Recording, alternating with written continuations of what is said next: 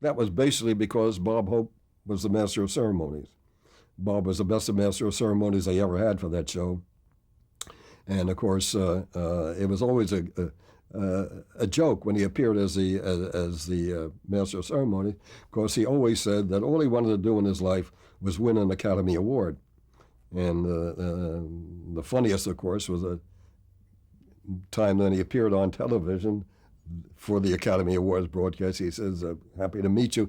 He says, "Tonight in my house, tonight is known as Passover," and that got one of the biggest laughs. And I know Bob really did have that ambition. He was very angry because Bing Crosby won an Academy Award for Country Girl.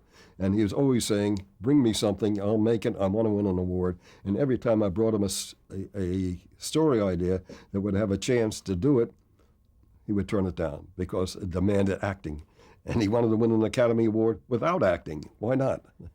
So every time he was a master of ceremonies, he would call on me and a few of the others to come and write the show for him. So that's why he was on so many times, and I was on the staff so many times that later on I went on with others. And I can tell you one experience. Now we're talking, the Academy Award was a radio show when it began. And they decided to do a show this year without Bob Hope. And Jerry Lewis was going to be the master of ceremonies. It would be his first time. And Jerry was making pictures at Paramount, and so was I.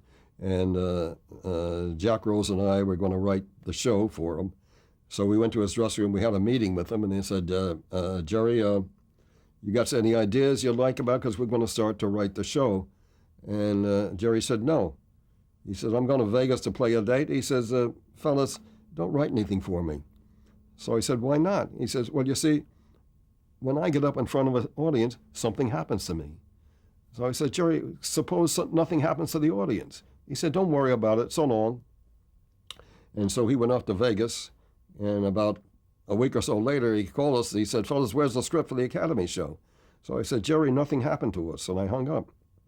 Well, there was an explosion, and we wrote the material. The producer of the show was Jerry Wald, who's one of the most active producers in Hollywood at the time. And Jerry says, "I am going to prove," at that time, the Academy Awards had a time limit. It was actually a 2-hour show. You filled the 2-hour time with the Academy Awards.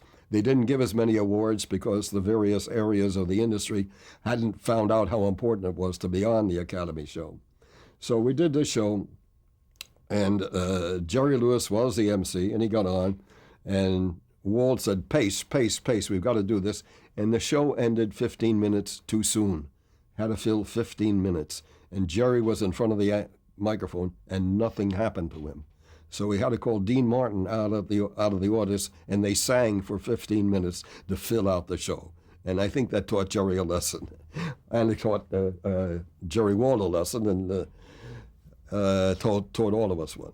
Basically, most people don't understand that practically every word, except the acceptance speeches, has been written for the actors by the writers. And that includes all the flowery compliments to the industry. And we tried to limit the responses so that the show wouldn't run so long, with a red light that would flash when their time was up, you know. And Chevy Chase was going to be the MC one year, and we worked this out with Chevy. And what we did was we built a trapdoor. And at the podium, there was a trapdoor behind the podium. And if Chevy went on too much, he knew it. We pulled the thing. He disappeared through the trapdoor, and there was a wet mattress at the bottom. And I wanted to do it with some of the actors that appeared, but they wouldn't let me. We could only do it with Chevy.